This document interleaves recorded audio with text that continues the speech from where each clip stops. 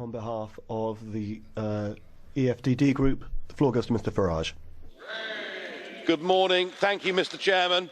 Well, it may have taken 9 months, a pretty full gestation, but be in no doubt that last Wednesday was a great historic day when the United Kingdom announced that we were going to become an independent, self-governing, democratic nation once again, an act that has been cheered by hundreds of millions of people all over the world. Now, we've had a little history lesson this morning from Mr. Verhofstadt, but he made one mistake. In 1973, sir, we did not join the European Union. We joined the European Economic Community. And had the British people known that it was intended to get political and take away our ability to govern ourselves, we never would.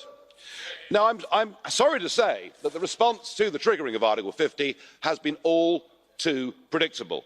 Already you've made a series of demands that are not just unreasonable, but in some cases clearly impossible for Britain to comply with. You began by telling us that we have to pay a bill, a cool 52 billion sterling, a figure that has clearly been plucked out of the air, effectively a form of ransom demand.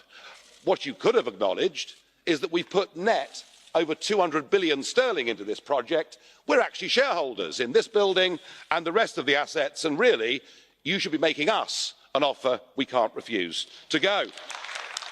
And the ever-charming Mr. Verhofstadt, the Parliament's chief negotiator, in his resolution that we're to vote on later today, tells us that we cannot discuss potential trade deals with anybody else in the world until we've left the European Union. That has no basis in treaty law whatsoever. And it's rather like saying you can't guarantee yourself a dwelling for when you leave prison, and I trust the British government will completely ignore you.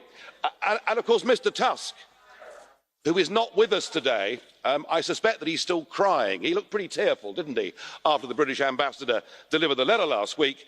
He tells us in his memorandum that any future trade deal must ensure that the United Kingdom is not allowed to have a competitive advantage. This is all impossible, and you add to that the hypocrisy of, on the one hand, saying the EU will negotiate as one, and clause 22 of the Tusk document saying that actually Gibraltar, that the Spanish can have a total veto over the whole trade deal if they're not happy with the sovereignty of Gibraltar. We believe in national self-determination.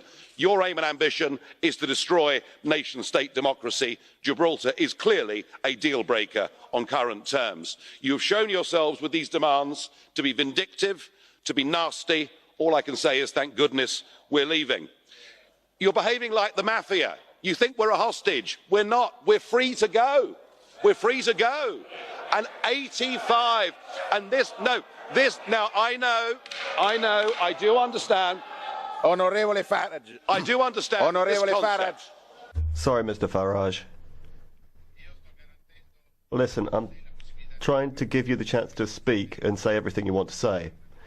But if you're talking about the mafia, you're saying this Parliament is behaving like the mafia. As far as I'm concerned, that's unacceptable. I do understand. I do understand, sir, Mr. President. I do understand national sensitivities. I'll change it to gangsters. All right? And that is how we're being treated. We're being given a ransom note. But what must be very difficult for all of you to get into your minds is there is a bigger world out there than the European Union. 85% of the global economy is outside the European Union. And if you wish to have no deal, if you wish to force us to walk away from the table, it is not us that'll be hurt. Do you know, we don't have to buy German motor cars. We don't have to drink French wine. We don't have to eat Belgian chocolate. There are a lot of other people that will give that to us. A return to tariffs will risk the jobs of hundreds of thousands of people living in the European Union, and yet what you're saying is you want to put the interests of the European Union above that of your citizens and your companies. And if you continue with that route, it won't just be the United Kingdom that triggers Article 50, there'll be many more to come.